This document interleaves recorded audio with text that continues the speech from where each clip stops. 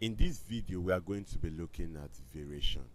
Now in math, when we deal with quantities or say parameters, it can either be constant, that is a constant, or it can be a variable. Now a constant are quantities that do not change. Now for example, if we have a vehicle, now this vehicle can be moving at constant speed.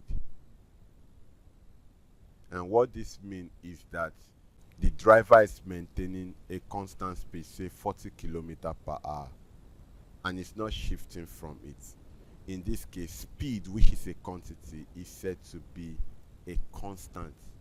It's not changing, it's constant. Variable on the other end is the opposite of a constant. Variable are quantities that change.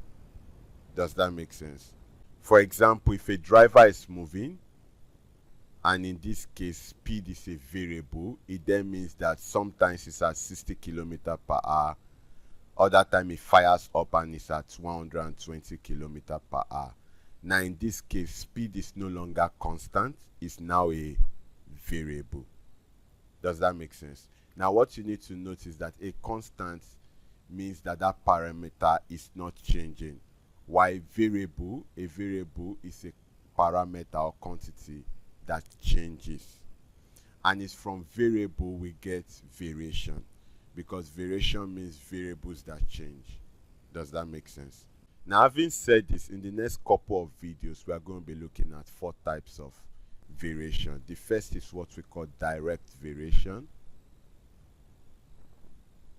The second is inverse variation. The third is joint variation. And the fourth is partial variation. So we are going to be looking at these 4 types of variation in the next couple of videos.